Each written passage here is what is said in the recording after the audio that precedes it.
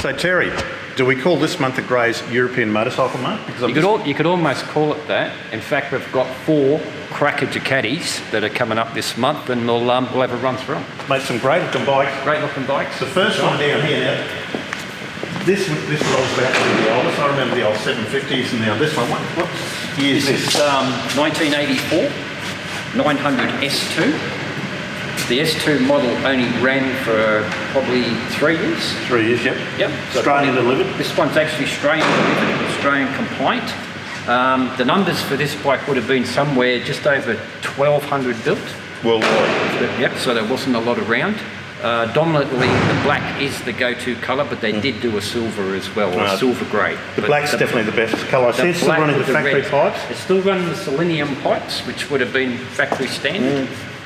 Good, tidy, original bike. Is a runner. Has been sitting for a while. Yep, so you drop the fuels and change a few things.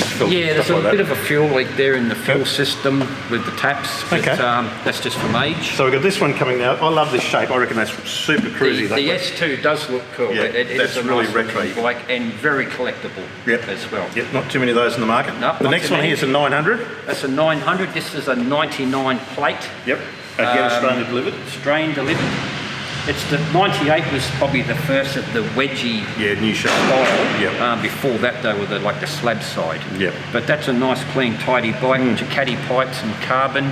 Quite low Ks, 37,000 Ks. Yeah, paint looks all original. The presents very well. It does presents very nicely. The rims are still the factory silver grey colour. Yep. Nice looking bike. The next one, I reckon this is a little bit nicer again. It's a 996.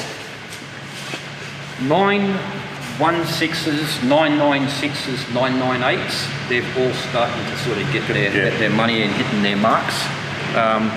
996 actually running an Oldham's rear, has brand new tyres on it.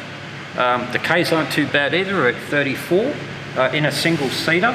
It does also have a set of carbon terminale pipes to go with the bike. Which would sound absolutely fantastic. We've got a photo of those as a separate thing, but it does come with termi pipes. You just compare that model to this model. This one's got the more aggressive upswept pipes. It's more of a sports tour. Yeah, that's a sports tour. This is a two-seater. This is a full-on sports bike. And they sound fantastic. They do sound great. With that, even with the stock pipes, with those termi upgrade, sound great. Yeah, and you can always pick a Ducati from any other bike on the market. You hear a Ducati start down the street. Their own distinctive sound. Yeah, they always do. They do. Bit of carbon fibre on that as well, which was a highlight. Looks good. Terry. This is the ultimate. That's the ultimate when it comes down to a factory race spec bike. Built by Ducati, obviously, for Freddie Pretat. And it would have been in the Sport Production series. Sports Production, okay. Yeah, it actually apparently did win a round in France in 2002. This would have been a top-end build in excess of $200,000 in the day. So is that what they call customer-built bikes, like top-end... Factory-built race bike. For certain guys, and it's got his name on the frame? Yeah, 2002 with the rider on there. Now that is a brilliant bit of gear. That is an awesome stunning gear. Look at all the brake detail with the Olands, all the bling stuff at the time, the best you could put on a bike. Plenty of carbon fibre. They were actually put on that.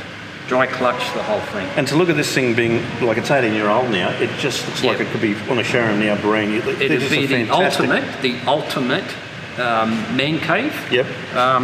Parked next to a Ferrari or something like that. It'll look pretty cool, wouldn't it? Yep, no, or even for a track day, like it's a runner.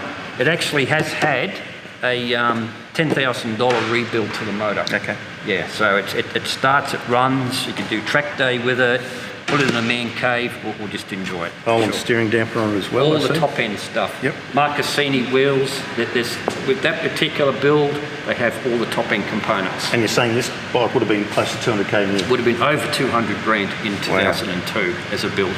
Well, if you're looking for some sort of investment in a classic motorbike, something like this would obviously have to be on top of your list. Like, there's such a beautiful finished bike. You've got to give it to the Italians. They do a cracker job. Yeah, the colour schemes they pick is just unbelievable. And this bike is just a limited build. It's got race history, and what a beautiful, beautiful bike. Like, if you go back and buy a 20-year-old race Ferrari now, like they're money in the bank, and I believe bikes are going to go the same way. And we've seen the price of Ducati sneaking up worldwide. race bikes with a bit of history are dead set gold. They're a great investment. Yep. This one comes up this month at Grays Online. If you'd like some information, more information, give us a call on 1300 Classic Inspector Terry, because he's the bike guru, or drop us an email to classic@grays.com.au.